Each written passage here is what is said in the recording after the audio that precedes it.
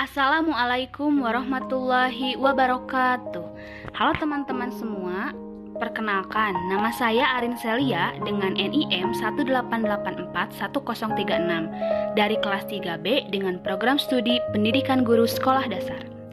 Di sini saya akan memaparkan sedikit materi mengenai inovasi kurikulum SD di masa pandemi COVID-19.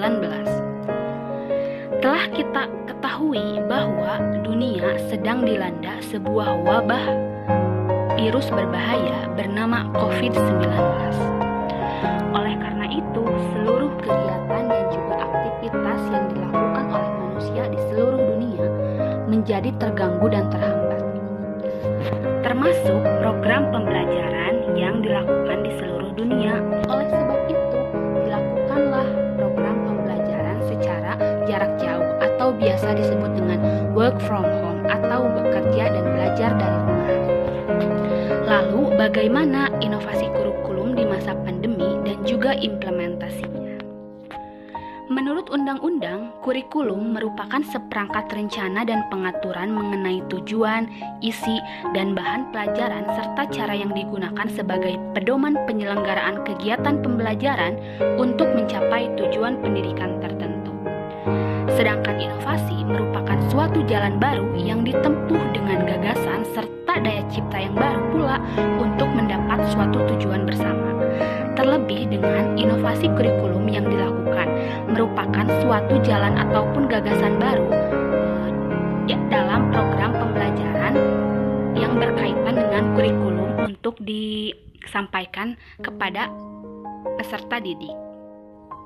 Menurut Mendikbud RI, yaitu Bapak Nadiem Makarim, terdapat 3 opsi kurikulum yang dapat dipilih di dalam program pembelajaran.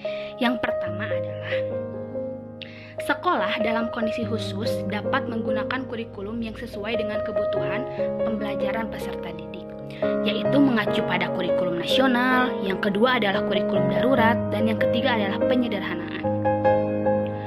Kurikulum pada satuan pendidikan dalam kondisi khusus memberikan fleksibilitas bagi sekolah untuk memilih kurikulum yang sesuai dengan kebutuhan pembelajaran siswa.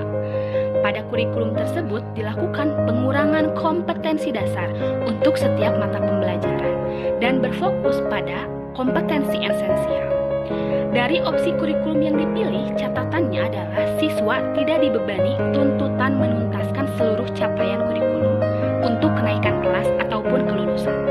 Sementara itu, untuk jenjang sekolah dasar mencakup rencana pembelajaran yang mudah dilakukan secara mandiri oleh pendamping, baik orang tua ataupun wali siswa.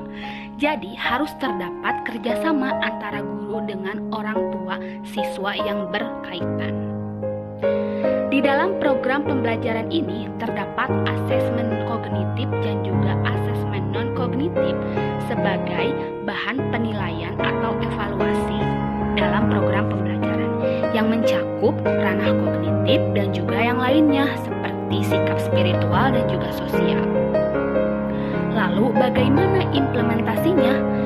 Yaitu dilakukanlah program pembelajaran jarak jauh atau biasa disebut dengan PJJ.